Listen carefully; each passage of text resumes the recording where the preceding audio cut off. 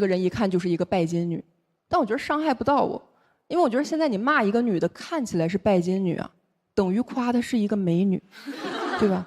我现在觉得那种很多攻击女生的词啊，如果别人骂你看起来就是的话，全是好词儿。网红脸，漂亮，绿茶，聪明漂亮，拜金女，聪明漂亮还有钱。我之前我朋友跟我说黄一锦，我感觉你长得特别招老富翁的喜欢。现在好了，富不富我不知道，老翁是全送我这儿来了。现在追我的恨不得没有50以下的。算命的说我今年犯桃花，我都纳闷怎么我这桃花长寿桃上了。我是黄一锦，去年上节目嘛，然后当时讲了一个50多岁老头追我的段子，啊，当时有一些评论，有人说，我也50多，我也想追他，啊。还有一些人说50多岁怎么了？男人最有魅力的年纪。你去看评论时间，全是早上5点多。不知道咋了，有点和老头杠上了。我前两天录了个播客，播客里有个老头，全程一直在说一个事儿，说凭什么现在所有的节假日都要给女的发红包啊？凭什么动不动给女的转钱，给女的转5201314？凭什么？一直在骂这个事儿。我当时第一次录播客，我也很紧张，我就一直面无表情在那儿坐着，我也没说话。这个卡段的视频在抖音上放出来之后，2000多条评论，全在截我面无表情的脸，说这女的破防了。我真有点破防了，跟我有啥关系？他们开始莫名其妙分析我的面相，说这女的肯定没少管男的要钱。天地良心，我管我爸要点钱都费劲。高一有一天，我爸跟我妈说：“黄妍，你这孩子太能花钱，给他100块钱，2天就剩90多了。”我说这怎么算能花钱呢？我这顶多算能破开钱。但我当时真的很害怕，一方面是骂我的人有点太多了，还有一个是我感觉骂我那些人啊，他有一点太下沉了。我感觉他们是全中国光脚的不怕穿鞋里面脚最脏。他们骂我就算了，他们骂我的时候用的是手写输入法。有个人给我评论说，这女的脑子里就只有线。还有人说啊，这个女的现在怎么不笑了？是不是老头说中了不敢笑了？我心想，我说我不笑是因为老头说的不好笑。那我能怎么办？不好笑硬笑，你到时候该说我勾引老头了。就是我真的在想，面对这种发言，我得怎么才能不挨骂呀？我得怎么能显得我不是一个拜金女啊？我当场给老头转1314，那我倒不是拜金了啊，我是拜登。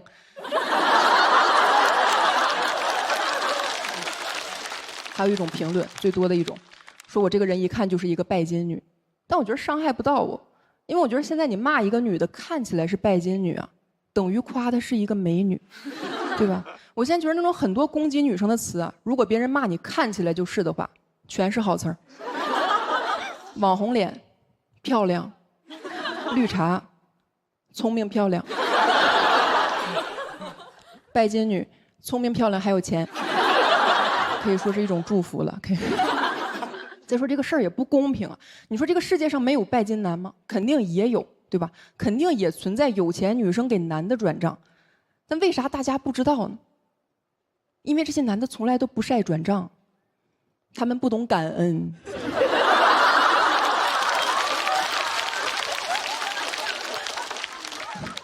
我也不是拜金啊，但我挺想看起来拜金的，因为我觉得这样可以很好的保护自己。之前有一个人对我表达爱意的方式呢，是每天半夜用微信拍一拍拍我。我也不是说你非得花多少钱才能追到我，但你想追到我，不能光拍我吧？啊，拿我当啥了？拍立得。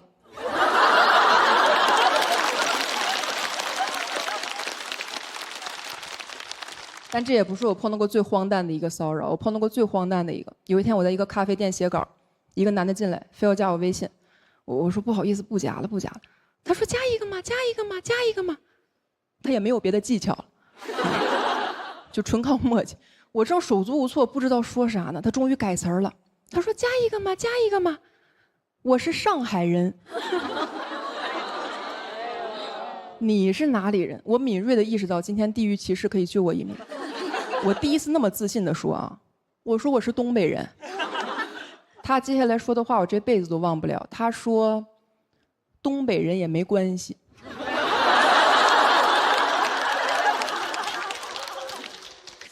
什么叫东北人也没关系呢？啊，我用你原谅我。我有时候就在想，我说怎么能躲开这些人的骚扰？怎么能让这些见人下菜碟的人看到我就望而生畏？其实就是看起来拜金一点。因为我之前刷短视频，我刷到一个男的说，如果你认识一个女生穿金戴银，你就要离她远一点，因为这种女生养不起。那一刻我就明白了，老人说的对，黄金确实能辟邪。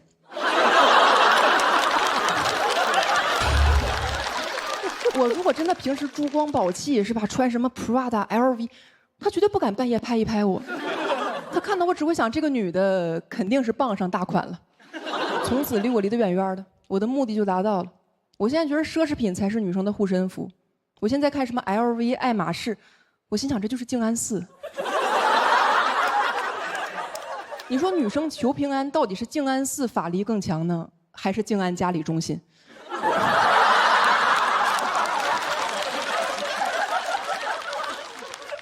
但是我觉得买不起这些女生，你也不用太担心。我前一阵还刷到一个视频，一个男的说，如果你带一个女生去了麦当劳，而他点了安格斯厚牛堡，那她就是拜金女了。我觉得这个大大降低了拜金女的门槛。你过去还得买包，现在只需要买汉堡包。当代最大拜金女是刘仁成。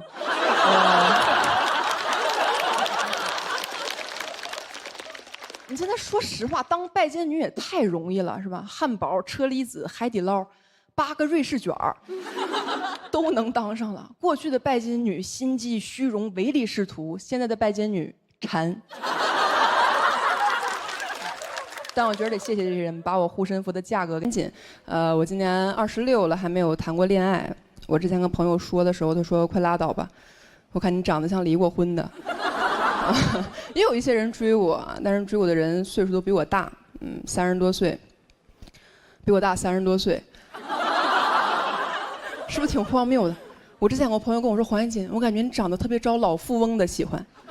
现在好了，富不富我不知道，老翁是全送我这儿来了。现在追我的恨不得没有50以下的。算命的说我今年犯桃花，我都纳闷怎么我这桃花长寿桃上了。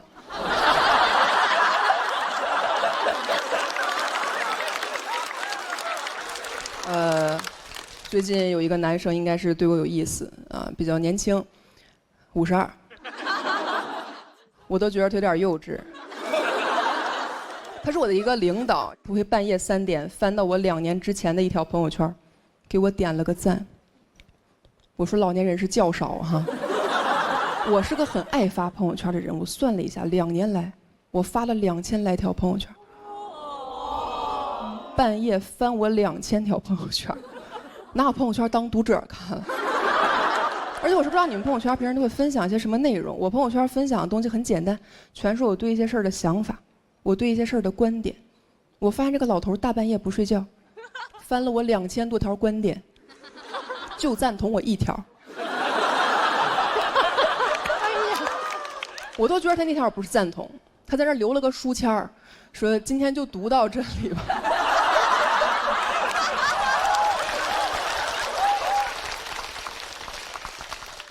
你没有办法，你那会儿刚认识，低头不见抬头见，他总给我点，我也不好意思完全不理他，所以说刷到他的我也会给他点一点。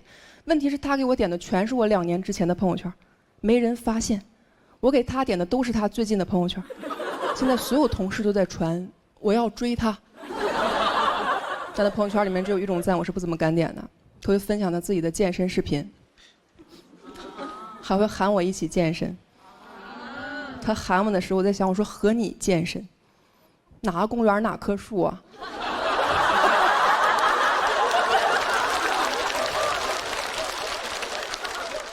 我有时候看他发那个视频，我也觉得挺搞笑的。我还想去跟同事聊，我说：“哎，你看他朋友圈发那个健身视频了吗？”我同事翻了一下，说：“没看见呀。”我说我也没看见。他会对我的穿着打扮提出他自己的建议。有一天跟我说：“小黄，你平时这个妆化得太重了，男生不喜欢你这种类型，没有安全感，看不住，看不住。什么人的择偶标准是能看住啊？啊，别人想找个好看的，他想找个好看的。而且我说心里话，也没有必要看着我。按照岁数来说，我感觉他更容易走丢。”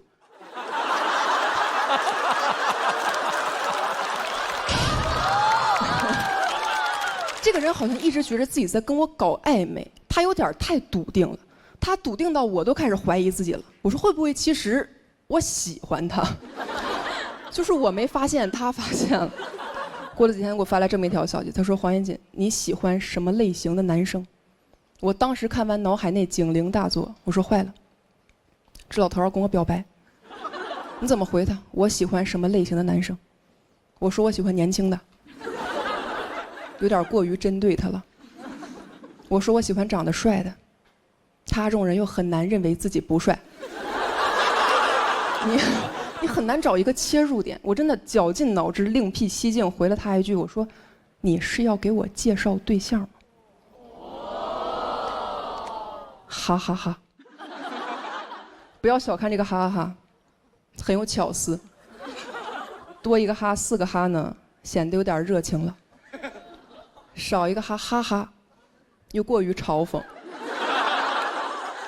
哈哈哈，就可以维持一种微妙的距离感。你是要给我介绍对象吗？哈哈哈！我真的觉得这个是我能想到的最智慧的、最委婉的拒绝了。大爷回我说：“我想把自己介绍给你。”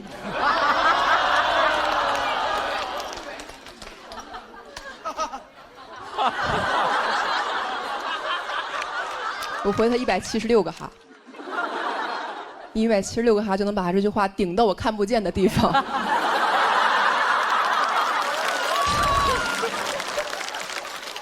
就是我发现他这种人不懂一个很简单的道理，叫做面斥不雅。就是你作为一个文明的现代人，很多话其实不需要我当面骂你就应该明白，对吧？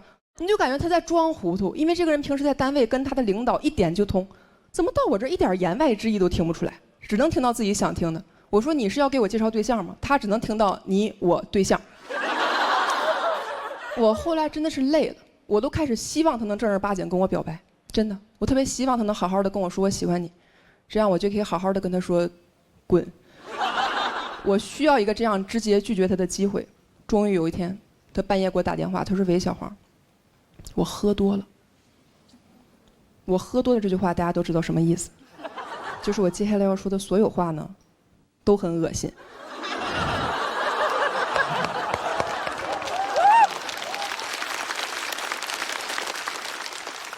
他说喝多了，我就喝多了跟你说啊，我觉得你长得挺好看的，以后我老婆要是能长成你这样，我说你看不住。讲到这儿，最近录节目一直在住酒店嘛，我觉得女生住酒店很麻烦，又担心很多隐私问题，我就很怕被偷拍。我也刷到过那种视频，教你怎么查酒店摄像头，是吧？教你查这个房间里有没有可疑的路由器，查镜子是单面镜还是双面镜，啊，电视也得查，还得看插座里有没有红点。我每次跟着查到一半就累得不行了，躺那个床上心想不管了，你乐意看哪儿就看哪儿吧。但是你哪怕跟着全都查了，你还是没有安全感，因为你不知道这种科技现在到底进展到什么程度了。对吧？为了知己知彼，我现在天天在网上搜如何在酒店安装摄像头。我现在一边查怎么防偷拍，一边查怎么偷拍，我都好奇那个大数据得怎么标记我，一个注重隐私的变态。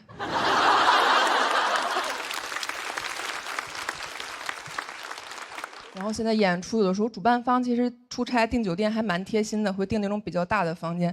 人家订大的房间是为了让我缓解疲劳。我住的房间越大，我越疲劳。豪华大床房插座实在是太多，我都想要那种小床房。有没有那种小房间？越小越好，光小还不行，最好也没电视、没镜子、没插座、没网、没电、没信号。监狱。但那也不是我该住的地方啊，这不是那些装摄像头的人该住的地方吗？所有办法我都试了，我现在真的是没招了。我现在住酒店，默认房间里就有摄像头。我现在住酒店，不敢卸妆。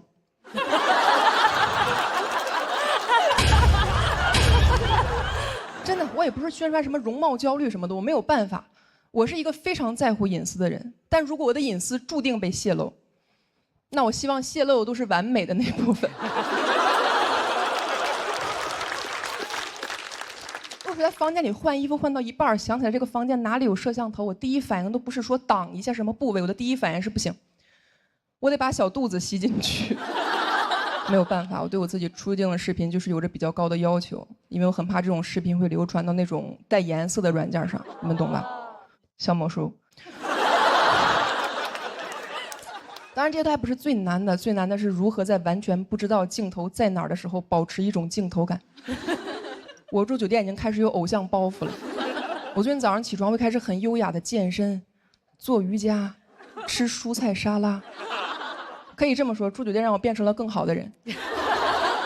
我现在对外都说我是自律博主，就是不知道在哪个平台上。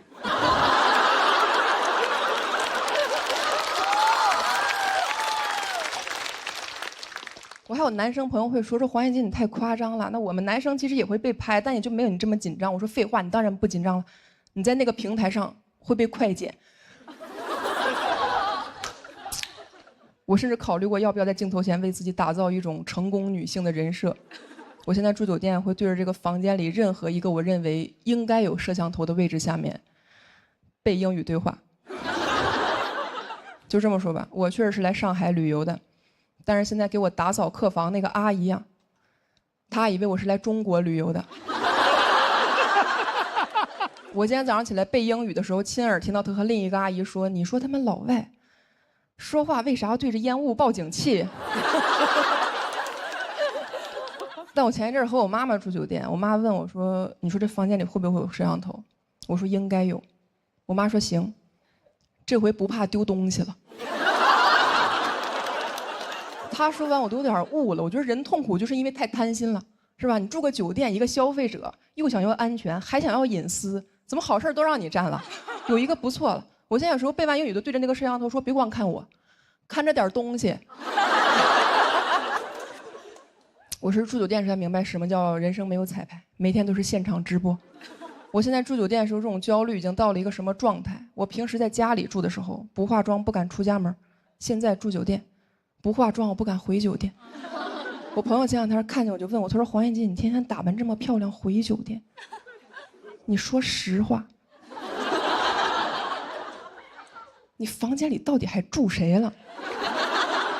我说说出来你可能不信，得有200万人。我现在又担心，如果有一天微博私信收到那种99加里面说你火了你火了，我的心想可千万得是在爱奇艺呀。讲到这儿吧，兄弟。2楼的朋友你们好。有些观众可能不认识我，自我介绍一下，普拉斯，中国最优秀的 sketch 编剧，无他不抄袭而已。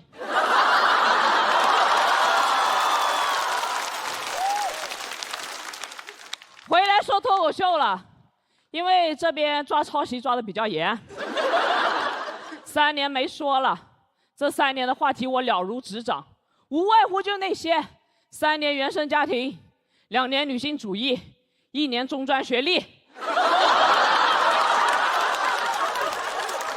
不出意外，今年应该是中国脱口秀 ADHD 元年。我是那种原教旨主义脱口秀演员。用现在的话来说叫 vintage 演员，我觉得脱口秀应该是冒犯、讽刺、撕开自我、抨击现象，所以我不理解为什么互动相亲脱口秀也叫脱口秀啊？哎，这我也可以，我可以的。现在有没有单身的朋友？有，那边吗？有。OK， 好，你这个女生你喜欢什么类型的男孩子？啊。一起来的还有吗？还有单身的朋友吗？第一排我就不互动了哈，我第一排就养闲人。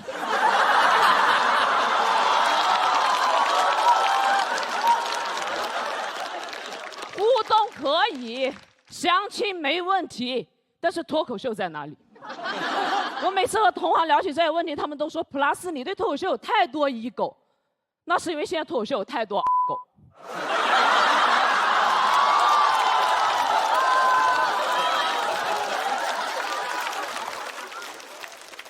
真的嫉妒狗哥，他太火，赚太多了，但是只有我傻站在这里说，别的演员不说，不是因为他们聪明，他们超装的，因为我还是成都一个喜剧俱乐部的老板，用上海话来说就是一个厂牌主理人。演员太难请了，得捧着他们，演凉了他们从来没怪自己，怪观众，说观众不懂。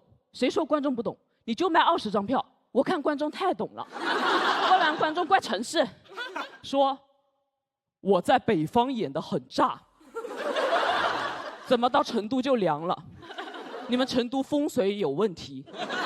我说对对对，我们成都人有抑郁症。他还接着问，他问真的吗？我说当然是真的。刚刚演出结束，结果观众走出去说看完你的演出想死。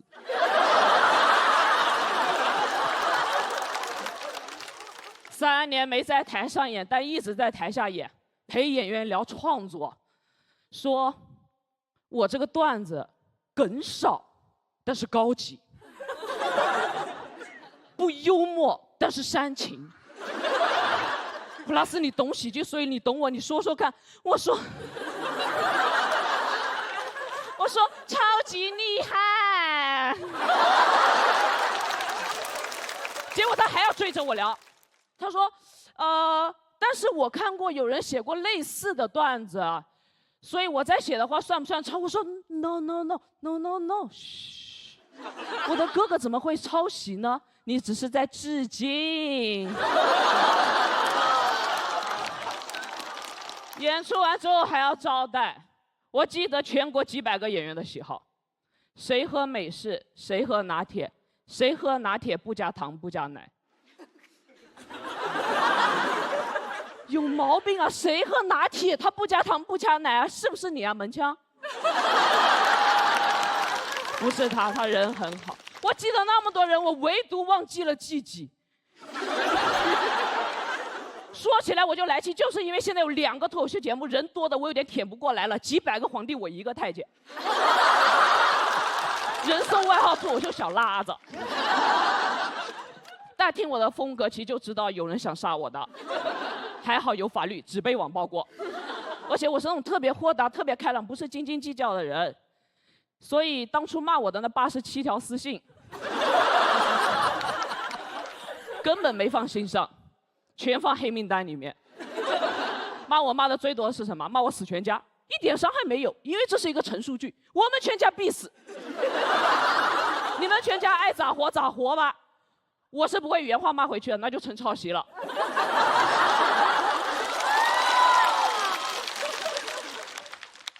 还有造我黄谣的，我全都看了，我看着看着，看进去了。真的很好看，有细节，有氛围，高潮迭起，跌宕起伏，我全部截图保存收藏。骂我的那么多条私信里面，有一条我记得特别清楚，记忆犹新。他第一句话就震惊了我，他说：“普拉提。”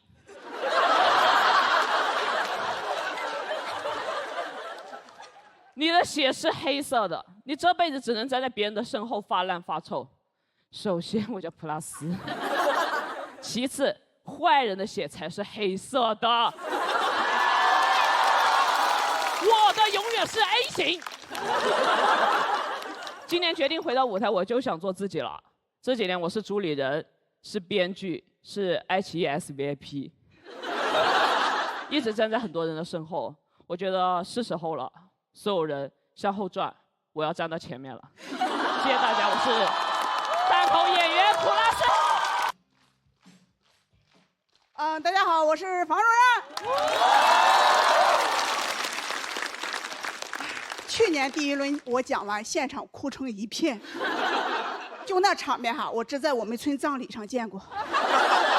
我说我只是讲我怎么一路走来的，不是讲我怎么一路走好的。观众边哭边说：“没想到你以前过得那么不好。”后来我就只讲我走红毯拍杂志，现场哭的声更大了。没想到你现在过得这么好，大家还说我是出走的决心。节目录制完第2天啊，给我安排的全国巡演第1站就赶回临沂老家了。我说不是出走的决心吗？怎么干成回家的诱惑了呢？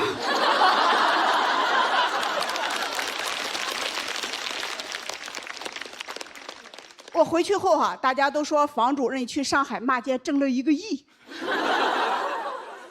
整得我自己都信了。现在村里等着我回去给他们修高铁呢。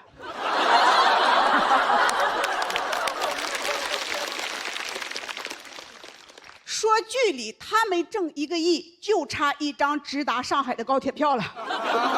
他们还听说我去爱奇艺扫楼，说海里是大城市啊，干保洁都这么挣钱。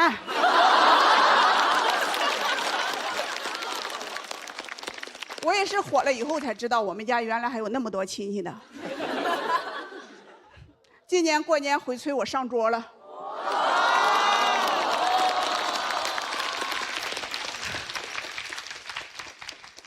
主位，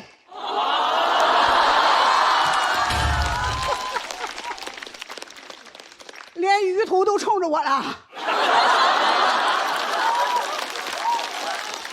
大家都热情的过来跟我唠嗑。侄子要结婚，表叔家要盖猪圈，我跟他们唠了半天嗑，我现在倒欠他们100多万了。我也不知道我能火呀。我也是回村之后我才知道，我现在是我们村里的顶流，房家村杨幂。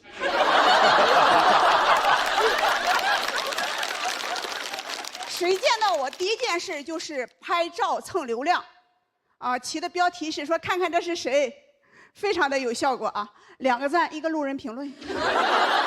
那评论说这谁呀？你说你一个小卖部卖化肥卖农药的，我能给你引来什么流啊？脱口秀的观众大部分都是城里的年轻人，他们压力多大呀？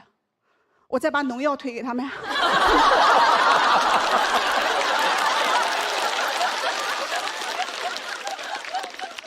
帮他们彻底躺平。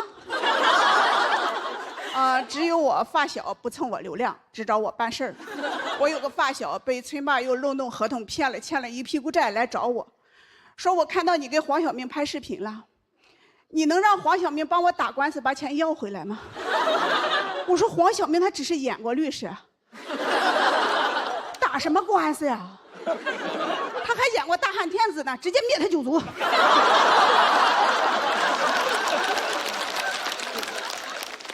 我发小说你帮帮我，我肯定会报答你的。你的大女儿今年30了，不是没人要吗？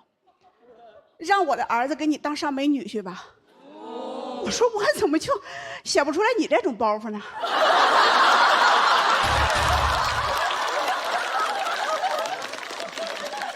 比我搞笑哈。我有个闺蜜，现在她无家可归。咱不是有句老话吗？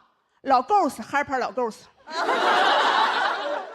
我说我帮你租个房子过渡一下吧，我就给她找了个租金6000的房子，年租啊。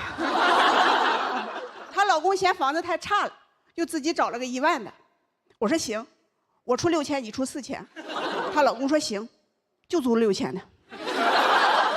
我现在是不养自己的老公了，我开始养别人的老公了。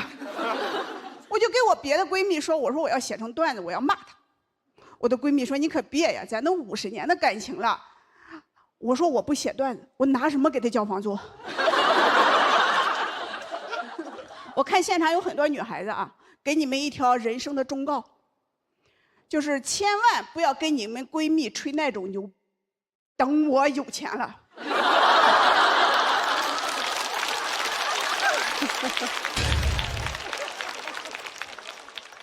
我闺蜜等着了。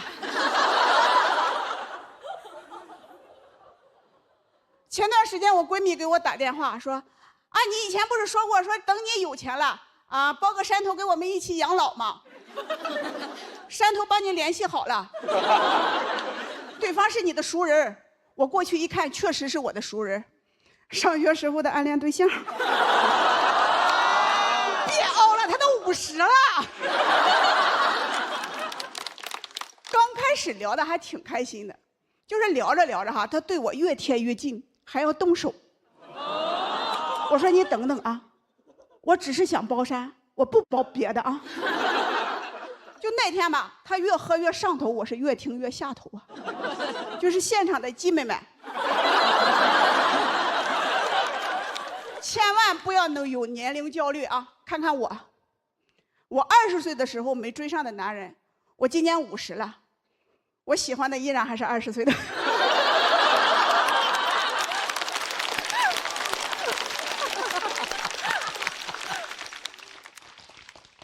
那天分开以后啊，他回去以后还不断的给我发信息，一边问我你还包不包山了，一边问我借钱。我说你放心，对于你我包山的。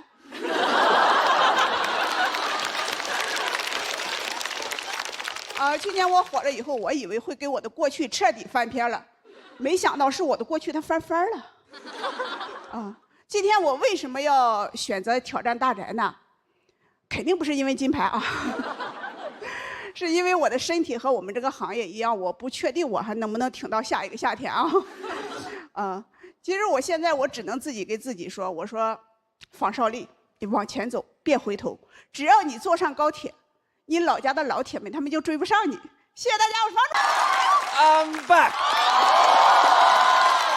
最近啊一直在拍戏，之前呢非常有幸跟博哥一起演了一部电影。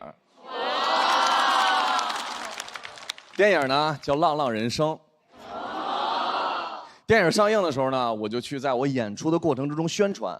我说朋友们，你们看没看过《浪浪人生》啊？观众说看过了，特别好，说我在那个《浪浪山小妖怪》里边演的特别好。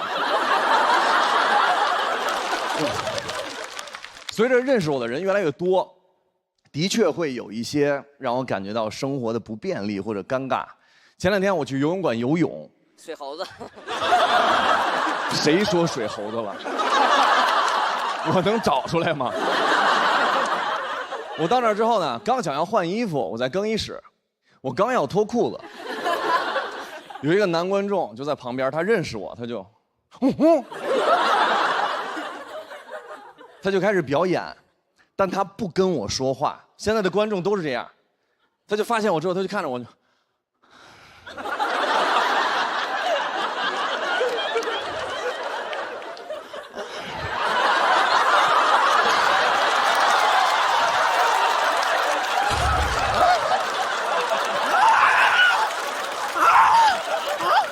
当时我就在想，我跟不跟他说话。我以前吃过亏，就有一次我走过去看着都是我，哎，您是不是想跟我合张影？他看着我，哦，你谁呀？所以说我也不能跟他说话，我就说那就先脱衣服吧。我就慢慢往下脱裤子，我脱到一半，他突从后面过去了，我赶紧穿上了。然后他就在那儿看着我。我说那脱不脱呢？我得游泳啊！我就太难受了，因为这个时候我已经不能搭话了，因为如果他不认识我，在他的视角里，就是他到更衣室看到一个男孩走来看着他。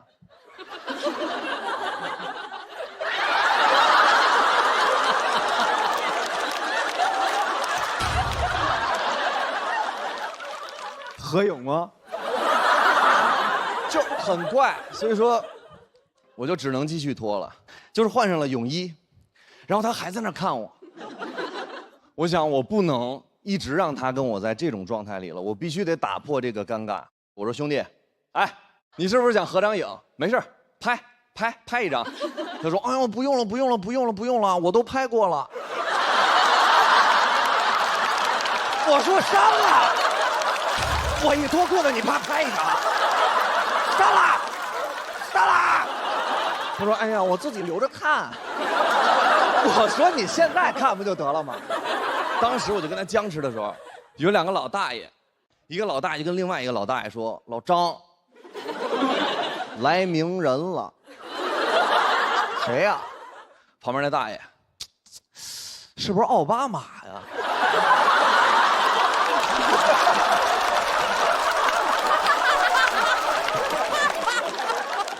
当时喜欢我的男孩就特别激动，因为他们都非常爱我，就像那些兄弟，我能感受到他们眼神里边带着那种炙热。过去跟那个老大爷推销我，他说：“大爷，哎，给您2个关键词。这是谁？北京。哎，顶流。那大爷啊，鹿晗。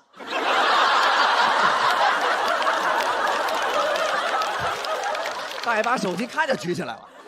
我说你别拍了，大爷别拍了。大爷说没有，我发的抖音。我说你别这样。大爷说小伙子，你要想啊，拍你肯定是因为喜欢你，那为啥拍你呢？对吧？哇哦！当时那一瞬间，我就感觉我回到了校园里，碰到了那些就是非常暴力的高年级同学。我小的时候，学校里边校园暴力非常严重，我们那个时候没有什么霸凌，没有，就是高年级没事就是葫芦你，就是玩儿。我在学校里走路，我什么都没干，我就在那儿走路，一个高年级上来给我一个大逼斗。我说有何贵干？他说还好意思问，打的就是你刘旭。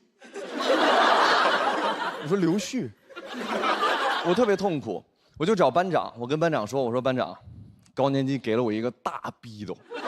班长说也给我了。我说这也不值得骄傲啊。高年级跟我说，每天让我给他5块钱，要不然就扇我大逼斗。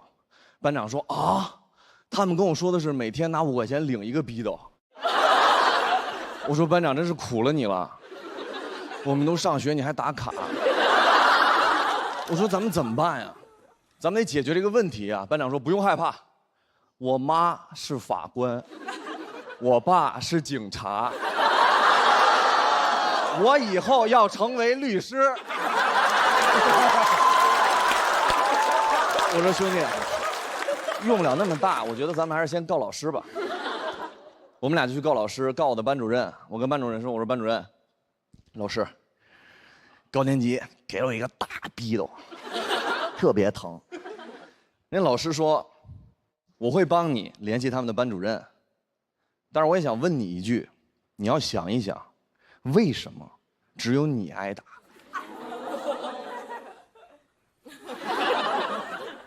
我说还有班长，班长不仅挨逼斗，他还买逼斗，他是逼斗斯。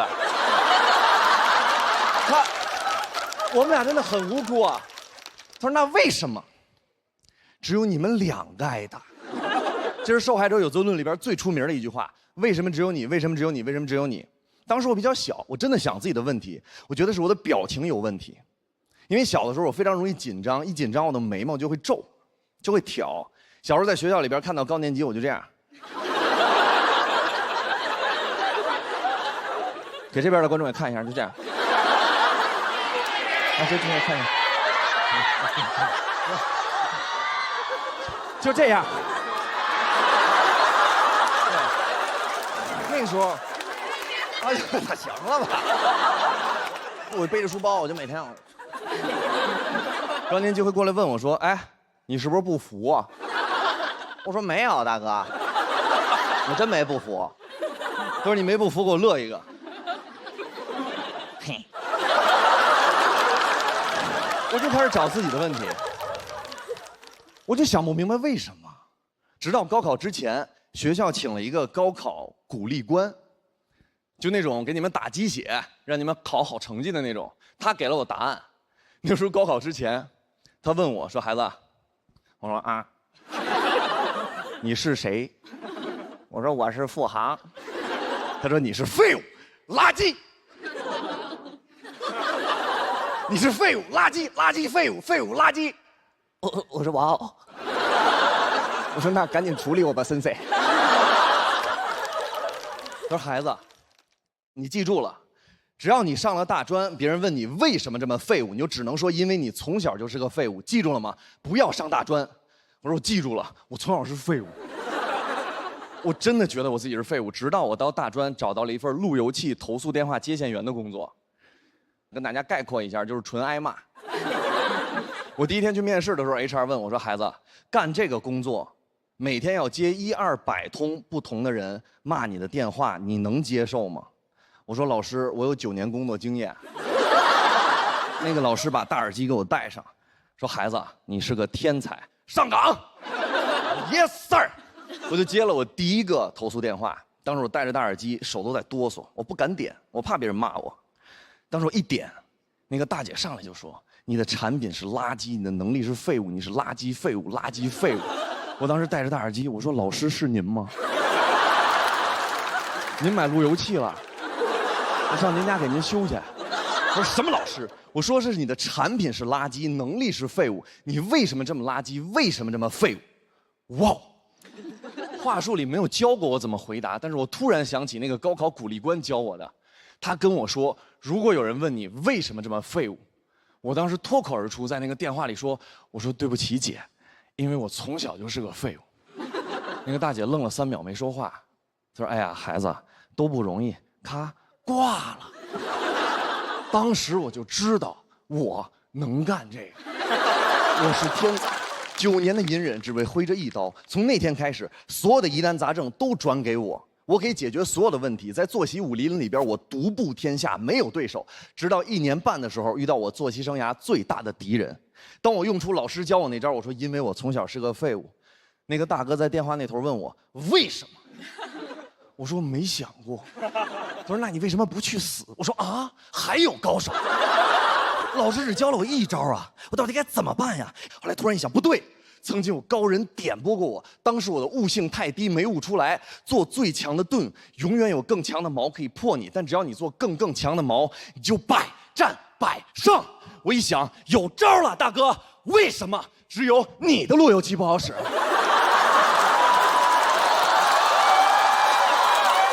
？Why? Tell me why?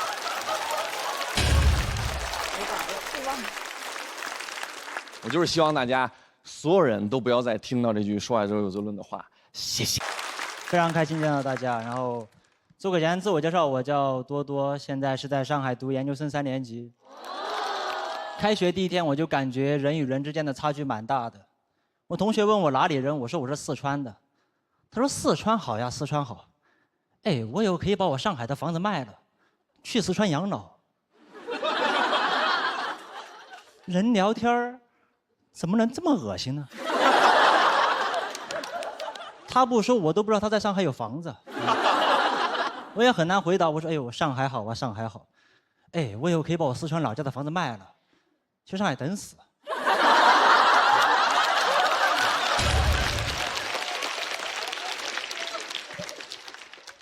有的时候我也感觉有点自卑啊，我就很害怕他们问我平常喜欢干什么，因为我最喜欢的就是玩手机。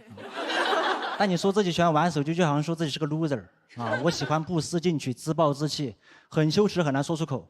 我都说我喜欢玩手机，玩手机啊！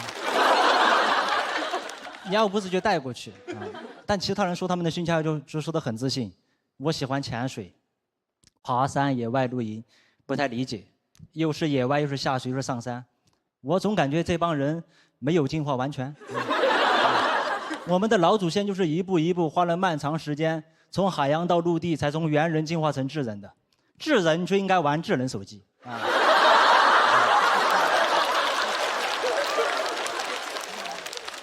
你让老祖先怎么想？老祖先一看，我去，怎么还在爬山？咱没有手机应该好好玩啊！咱老祖先当年没这个条件，你给他一个手机玩，他不知道玩得有多开心。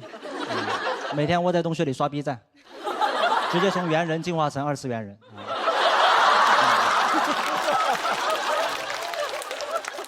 就我真的很难理解他们那些爱好所带来的快乐。爬山我觉得累，潜水我觉得贵啊。而且这些人出去玩就出去玩，经常发文配朋友圈说什么勇敢的人先享受世界。我缺的是勇敢吗？我这个人最不缺的就是勇敢。我妈跟我说，你再玩手机眼睛就瞎了。我还玩，我也可以做到很勇敢啊！我也可以去潜水，让专业教练带着我1个小时700块钱，结束之后跟他说：“哎，我没钱。”你所以不是勇敢的人享受世界啊，是有钱的人享受世界。没有钱我都不能买我喜欢的手机。你别说享受世界了，我只能享受花呗12期免息。我都不理解，光有勇敢没有钱是怎么享受世界的？你是不是走到银行门口说，哎，要不然我今天勇敢一把？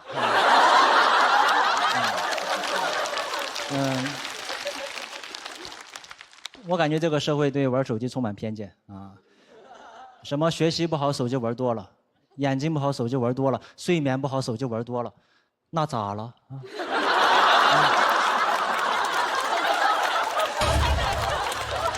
这不是应该的吗？手机带给你这么多快乐，你受点伤害怎么了？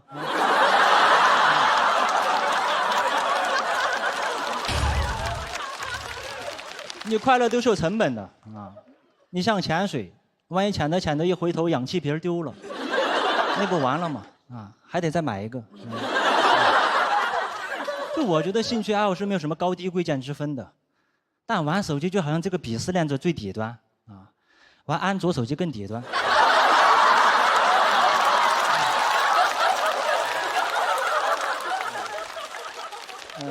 你像喝酒也会对身体有害，但你在上海这种城市，你说你喜欢喝酒，听起来就比喜欢玩手机更体面一点。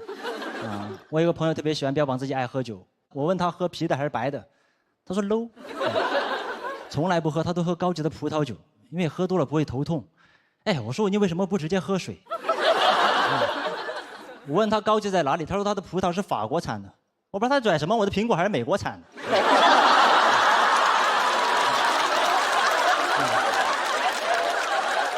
哎呀，很多人喜欢喝酒，无非就是喜欢那种被酒精麻痹自己，慢慢忘记烦恼的感觉。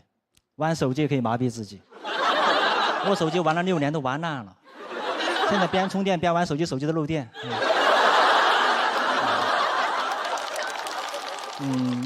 我觉得很奇怪啊，明明大家在玩手机，你很难光明正大的把它大大方方讲出来。没有人在自己工作简历、兴趣爱好内栏说喜欢玩手机的。都说喜欢看电影、听音乐、拍 vlog， 那不就是玩手机吗？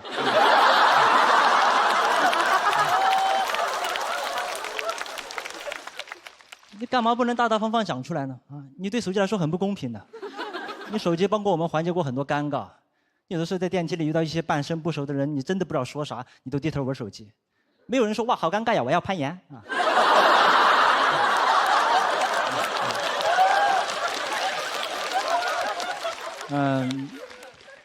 我知道大家今天的手机都被没收了啊。你们以为是怕你们录音录像吗？啊，其实是怕这个思维导师点评太尴尬的时候，帮着你们。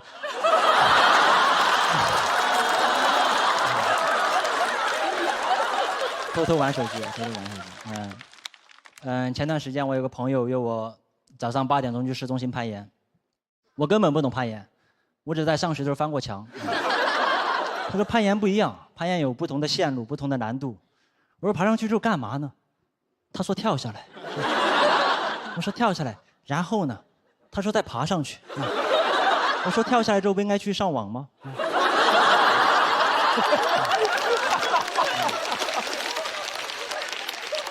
我那天到了攀岩馆之后，我就看见我说我肯定爬不上去。我说咱能不能坐电梯啊？他说你相信我。他说攀岩是一种高级的快乐。是一种你经历重重困难，最后达到目的地会产生一种征服感。我说征服感，我为了来攀岩，我定了早上6点钟的闹钟，挤了1个半小时的早高峰地铁，换乘了3次，有不同的线路，不同的难度啊。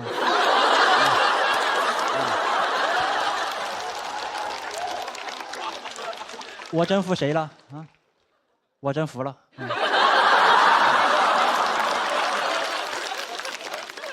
我最后还是跟着他爬了2个小时墙啊！结束之后，唯一的感觉就是累得想死。我为了缓过来，在床上玩了2天手机。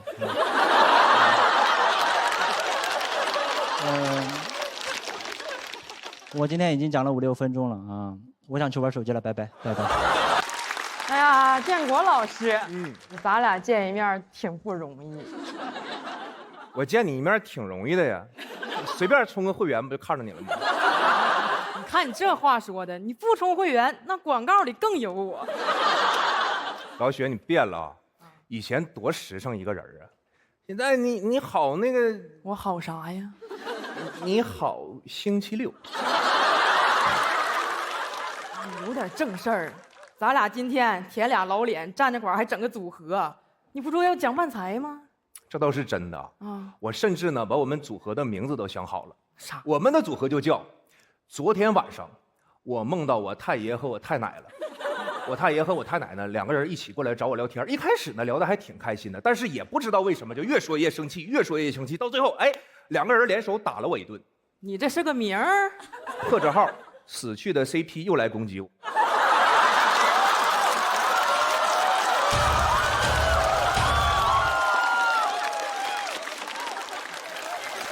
行，那死去的 CP 咋没把你带走呢？你有点正形吧？我跟你说啊，漫才我一点不懂。漫才很好理解的，通常就是两个人给大家站在这里演绎一个比较虚构的故事，比如说就是我演一个过气的喜剧演员，生活里头就没招的站在舞台上就苦苦挣扎。虚构的部分在哪里？咋说话呢？那没准我明年我突然就大红大紫了呢。啊，虚构的部分在这里。小姐，你过分了啊！开玩笑的，你别往心里去。是那未来的事儿谁知道呢？未来的事情我知道。我收到了一封信，是50年后的自己写给现在的我的信。你看人不红啊，是容易疯。我把这封信带来了现场。你还真有。国仔你好，见字如西兰花。不是见字如面。我现在正在断碳水，所以就不能提面这个字了。还长。国仔，我是50年后的你呀，你一定怀疑我的真实性吧？我现在就证明给你看。我说个事情，我们最爱喝的酒是25斤装的，25斤也太沉了吧？是呢。酒是沉的香啊。是我。国仔，首先聊聊我们自己吧。这个时期的你，一定总因为写不出东西来，天天急得直跺脚。相信我，未来就不会有这个担忧了。呀，行啊，未来你灵感大爆发了。未来的我只剩一条腿了，没法跺脚。未来这么惨吗？倒也不用为我难过，我现在一双袜子能穿2天。心态倒挺好。国仔，未来50年后的今天，人类实现了永生。为了永生，鸡蛋7个，矿泉水8个，无糖可乐3个。永生的配方好朴素啊！王姐结婚2000，取件码5637，一会儿别忘了倒垃圾。哎，你拿人家信当便签了，你说点重要的。王姐结婚随多了。永生，关注永生。为了永生，记得保持身体健康，减肥吧，国仔。争取活到50年后。因为永生的手术是按照体重收费的，你知道我的一条腿是怎么没的了吧？哎呀，这就为省点钱。那咋了？想省钱你还不容易啊？想省钱用淘宝闪购啊！而且悦享会员还能享受1对1急送。你商务多，你也不能说加就乱加呀，人家信里头说的是大腿的事儿。我说的也是大腿的事儿，淘宝闪购才是真大腿。专业。找不着了，跟丢了。你这商务加的，国仔，告诉你个好消息。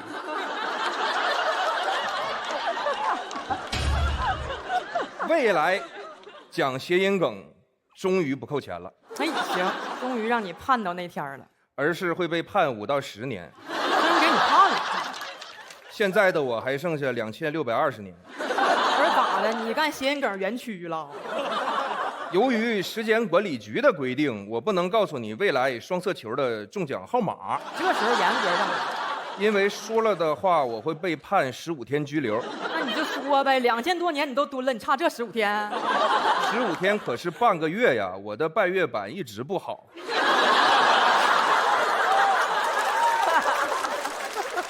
就是今天的我造成的。说说身边的人吧。赶紧吧。你应该多了解了解雪琴。哦，还有我的事儿啊。毕竟人家可是写过《红楼梦》的人，那是曹雪芹，我姓李，他唱的《红日》也很棒呀，那是李克勤，他的《碟中谍》也很好看。那是汤姆克鲁斯，跟雪芹一点关系都没有。你这里有没有我？有，看着了。你记得告诉李雪琴，过2年他会有一个大节，什么节？上海国际电影节。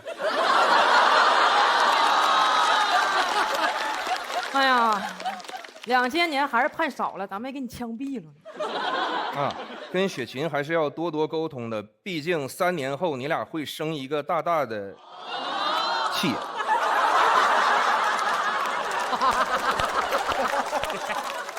我现在就能生一个大大的气，生气的原因是因为你说话大喘气，生气的原因是因为脚好痒。我生的脚气呀。不是，我说我现在脚就好痒。你现在是不是就一双袜子穿2天呢？哎，有原因啊，原因是我们最后一次见西兰花的时候。啊，就最后一次见面的时候呗。啊，咋的了？我想请雪琴吃一家很好吃的红烧牛肉西兰花。但是他说他在减脂，不能吃西兰花，只能吃西兰花。我说给我个西兰花籽，他没给。我说你不看生西兰花，你看佛西兰花。别讲，还有一番。我记得当年念到这里时，雪琴会把我们手里的纸抢过来扔了。帮我告诉他，他扔的纸不是一般的纸，是兰花指。对了，还有一个，我看看写的啥，来，你别念了。啊，对了，还有一个好消息，盘锦现在成了宇宙中心了。而铁岭真的成为了宇宙的尽头。我的妈呀，那宇宙连辽宁都没出。除了东北，其他地区融合成了一个超级大都市，统称三亚。我为这个城市想了个宣传标语：1+2等于几？三亚。没算错呀。当年我们总想着从东北走出去，现在机会都在东北，但很可惜，我却再也回不去了。好悲伤。因为啥呀？因为我还在坐牢呀！你该呀，还有逻辑，有这还有逻辑。在未来的世界里，人们总怀念2026，人们总说26年的车马很慢，发个邮件也要1秒才能收到。人们还在担心自己会不会被 AI 取代，其实 AI 不会取代人类，人该累还是会累。放心吧，朋友们，也没有更好，也没有更坏。要我再帮你生成一些 AI 没有取代人类的话，这不还取代了吗？开个小玩笑啊，开个小玩笑，就写到这里，未来再见吧，永生者们。完事儿了。这封信呢，你好好留着吧，寄过来一次不容易。其实我这里还有一封51年后的自己，还有现在的自己。话那么多，你自己搁这念吧。谢谢大家。特别开心啊，又回到咱们这个熟悉的舞台了。真的，本来以为能当魔王呢，真的。然后节目组就跟我说：“咋呀，你回来比吧，很多老选手都不来了，你得回来呀。”我说：“为啥？”他说：“因为你有担当。”我说：“行，我担当。”然后那你能不能再给开个场啊？我说：“为啥？因为你有担当。”我现在夺完冠之后就是怎么说，冷不丁单单就2当，现在单单就2当。还有，好笑搁后头呢，好笑搁后头。真的，还有那选手问我呢，翟哥，你去年都夺冠了也没爆火，还回来比啥呀？我说你别管火不火，我就问你担当不担当。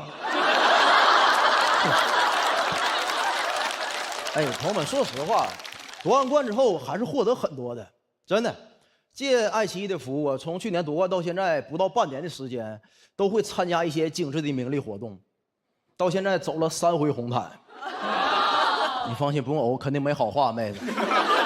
咱们这种喜剧演员在那种活动里是最没存在感的，真的。所以说你在那种活动里就纯是长见识，一进飞机场就长见识，没见过那么多长枪短炮怼着拍。我一点不骗你，我搁苏宁电器里都没见过那么多单反相机。啊，不好意思，我搁天猫电器里都没见过那么多单反相机。哎呦，你们见过现在粉丝拍摄的设备卷到什么程度了吗？我看一个妹妹手里拿这么大的云台，然后中间架着单反，单反前面是短焦，完了左边有扩展架夹她的 GoPro， 右边扩展架夹的手机，手机前面又一个长焦。我说这要拍啥呀？要给你哥拍核磁共振的呀？妹妹手里拿那摄像头比那红绿灯摄像头都多，我感觉我跟身边经过快点得扣我6分啊，那都。他们拿这么多的设备就拍那些哥哥，我不理解啊，那些哥哥一点也不配合。那你们见过明星在机场的穿搭没有？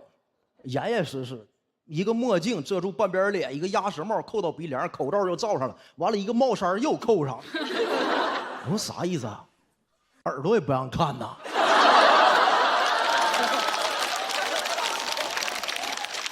朋友们，抢银行还得露俩眼睛呢。我说这多余了，直接拿牛皮纸扣上不就完了吗？不太理解啊。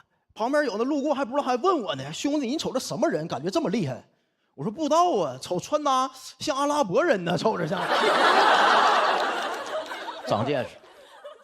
而且你会被明星分配到同一个就是商务舱头等舱里。哎，朋友们，说实话，我喜欢商务舱，但不太喜欢跟明星一起坐商务舱。为什么？因为一眼就能看出来你是那人群里最喜欢商务舱的人。我当时是最素的，真的，我前后左右都是顶流。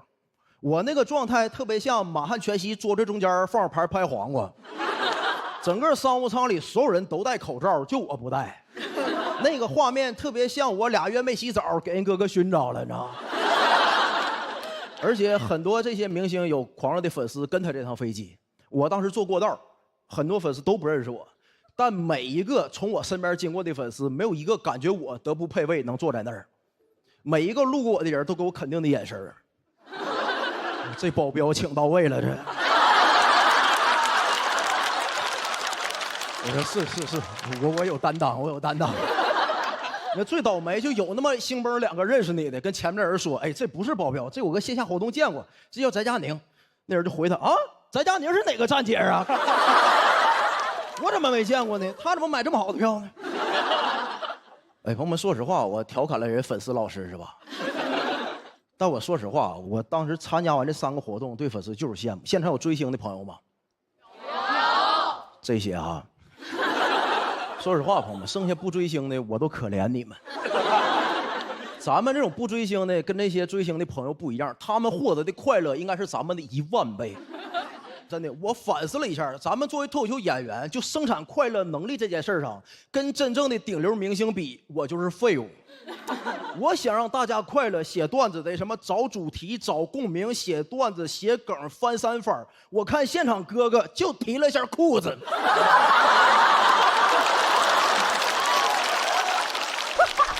对，现场就哎，行了，不要骗彼此了，晚了。我当时都没明白，我说啊，咋的了？咱们又要办奥运会了吗？我一点不骗你们朋友们，就他哥哥提裤子的时候，哪怕我在旁边就脱裤子，没人能发现都。当天晚上结束活动之后，我就给付航发微信，真的，我说兄弟，这才是真正的 passion。我原来以为付航的就是 passion， 付航现在在我心里顶多就是 a little bit exciting 的，就是完全比不了。朋友们，你相信我，追星获得的快乐是普通人1万倍，但你也不用太羡慕他，他们要承受的也是咱们的1万倍。你看，咱们都看没看过那个视频？王嘉尔演唱会上给一个女观众请在舞台中央，完了他把头埋怀里，你看光提就开心，你看着没？能看出来那个女观众是发自内心、歇斯底里的快乐，对吧？那就相当于多巴胺开关都摁坏了，那就是。所有人都羡慕她，只有我特别担心她。朋友们，你想啊，那个姑娘也就20、30岁呀，她未来还有50、60年的人生要走啊。但他快乐到头了。那以后咋办呢？再快乐的事儿也刺激不了他了。你想以后他中了1000万，孩子考上清华北大也得拍大腿，还是那天更带劲儿。你想想，人生4大喜事儿：久旱逢甘霖、他乡遇故知、洞房花烛夜、金榜题名时，哪个能比得上怀抱王嘉尔啊？所以朋友们，最后我真感觉咱脱口秀演员跟人明星干的事儿都不太一样。所以有些配套的待遇，咱没有必要也配套。